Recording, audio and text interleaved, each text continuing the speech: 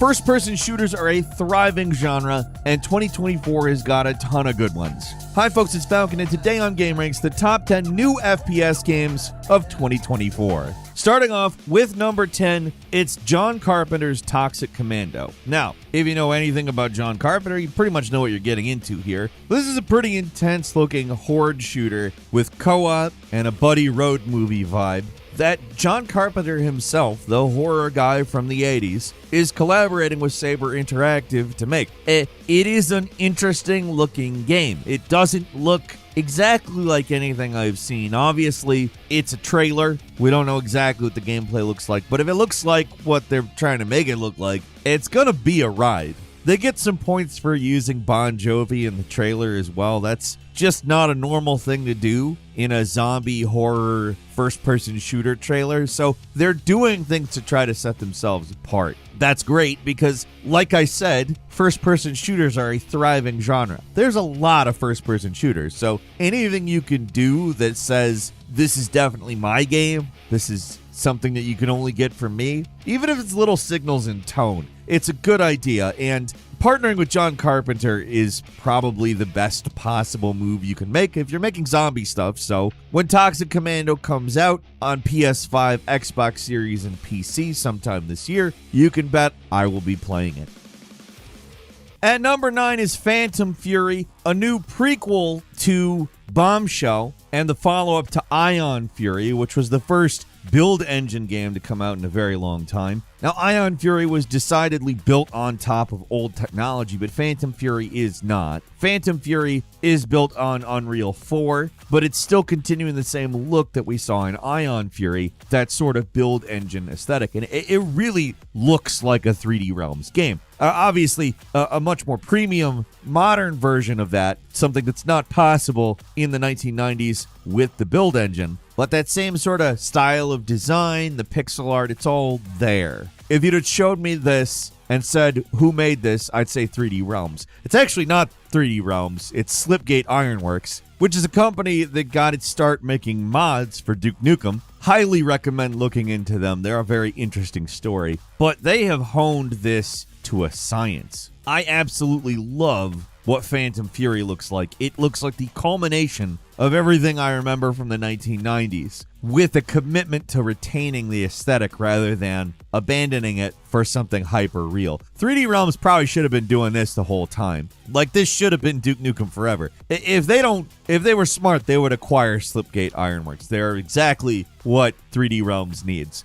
This game looks great. Look at it. How can you not want to play this? I'm sure we'll see it on everything, but at the moment, you'll be able to get it on PC April 23rd. At number 8 is Vreski's Untitled FPS. Now, what this is a game being developed by two people. Yes, this is a game being developed by two people. It's like if Max Payne was a first-person shooter and extremely realistic looking as opposed to, Max Payne. Nothing against Max Payne, it's just a really old game. Toss in a little bit of Stalker in terms of enemy physics and how they react to being shot, and you have something that just looks absolutely insane. Particularly, just this absolutely amazing lighting. I know that this is not something that is totally ignored by every FPS or anything, but there's just something about how the lighting interacts with the guns on screen that I just think is heightened above anything I've seen in recent memory, at least. This is an absolutely beautiful looking FPS that obviously doesn't have a name, but is an absolutely amazing physics simulation looking bullet time crazy thing. I mean, this is exactly what I want to play. I can't wait to play wherever this goes. It looks amazing.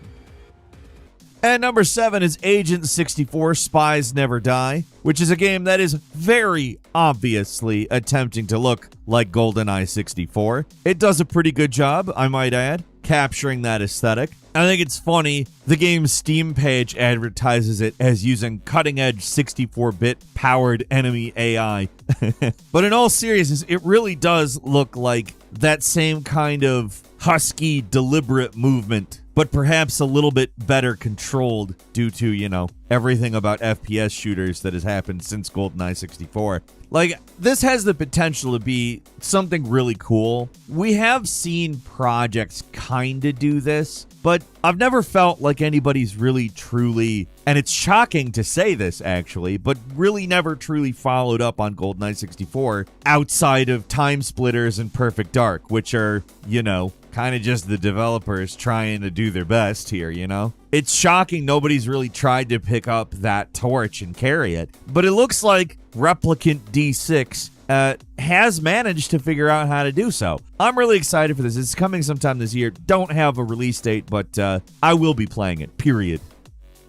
And number 6 is PIONER. PIONER? I don't know exactly how to say it, but it's a post-apocalyptic Soviet island, and you're dropped onto it with various narrative, survival, crafting, etc. type stuff going on. You got PvE, you got PvP. In some ways, it kind of looks like Fallout. In some ways, it kind of looks like Borderlands. But you also see a lot of Escape from Tarkov, Stalker type stuff here. I don't know. It's a pretty interesting game that looks like it draws from a lot of different inspirations. And as with a lot of that type of idea, it really does depend on the execution, of course. It looks kind of like they're going to be taking the sort of premium game with microtransactions model, which is bound to piss people off. But we'll actually see the extent that the microtransactions affect the game. It may be that they aren't really a factor. It's a very pretty looking game, though. If it follows through on everything that it's trying to do and does it well, I think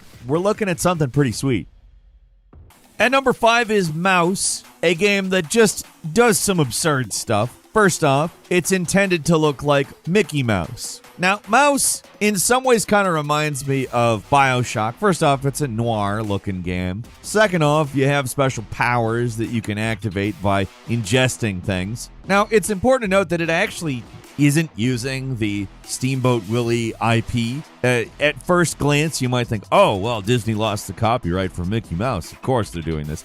It's actually not using that. It's an original IP. It just uses that style, which is cool. That's actually an aspect I kind of like about it. I don't have criticism for people trying to make horror stuff with Mickey Mouse now that that IP is in the public domain, but I do kind of respect the idea of just trying to do something your own way entirely. And on top of that, it looks like a lot of fun. It looks like an enjoyable game. I'm interested to see where it goes. We don't know exactly when it's coming out, but I'm excited. At number 4 is Luna Abyss, a story-driven action-adventure, which there is a demo available. I would recommend giving it a shot. It's a kind of a different game. While on the surface, it might conjure some thoughts of some other games, but it's actually got a very distinct visual style, usually keeping one color on the screen at a time, it seems like. Very minimal with its use of anything outside of a single color. So when another color does show up, it's very striking. It's a cool way of doing things, in my opinion. Very, very striking visual style. The combat, both if you play the game and if you read the description of the game, is bullet hell stuff, and there's a lot of platforming. It's, really cool. You got something that looks nothing like Mirror's Edge that is gonna make you feel some of those vibes sometimes, which is really, I like that kind of thing. I see a lot of people comparing it to BioShock, Nier Automata, and even Returnal. But the platforming definitely sometimes gives me the Mirror's Edge feel. I don't know, this is a unique game. Play the demo. You gotta play the demo. And number 3 is Clockwork Revolution, which, again, BioShock, seemingly really heavy in the inspiration, really seriously in the minds of the first-person shooter developers in this moment of the zeitgeist. Although usually when we're talking about BioShock, we're talking about inspiration that came from the original BioShock. This looks a lot more like BioShock Infinite, including the way that it handles time and changing the world. It seems to very much be in line with a lot of the stuff that we saw on display in BioShock Infinite. Granted, there are some marked differences in terms of how powers work, in terms of guns, in terms of maybe even action. I'm not 100% on that. I've seen a couple of things that make me think this might be a little bit faster paced, but I don't know. I'm very interested in this because I love the aesthetic, I love BioShock Infinite, and I love the ideas that they have shown in the trailers. The narrative is intriguing to me.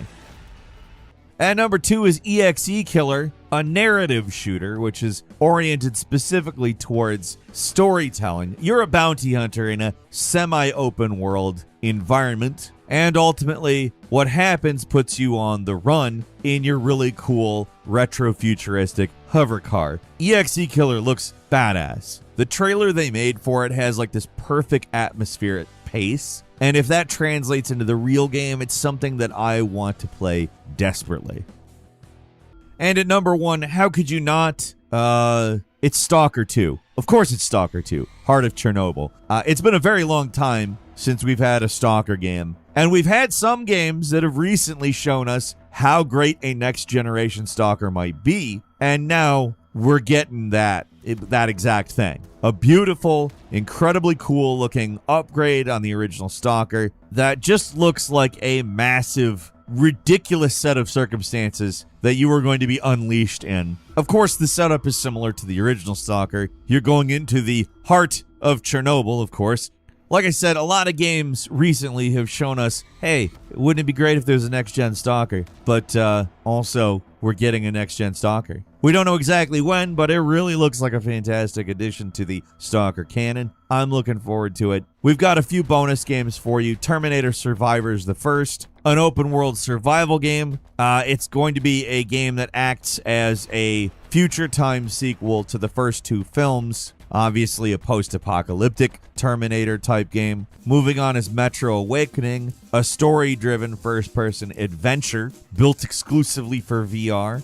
Metro, of course, is a very cool franchise. I love the way Metro games play out. They just are really kind of unlike anything else, and VR is, I think, a very good idea for that type of a thing. I think it's a thing that will work quite well in VR. Next is Delta Force Hawk Ops, a new free-to-play multiplayer tactical shooter. Believe it or not, it's based on the movie Black Hawk Down, at least the single-player campaign. But I have a feeling the bigger thing is going to be the PvP action. Next is Soul Slinger, Envoy of Death. Kind of a Western fantasy RPG. You don't really see a lot of Western fantasy stuff, period, but mystical stuff and guns does mix pretty well. I will say the trailer for this makes me feel like it's going to need some tightening in its gunplay. I guess it's early access. I haven't played this one yet. I'm not going to lie. I will probably give it a shot, though, because I do really like what I'm seeing. It looks like some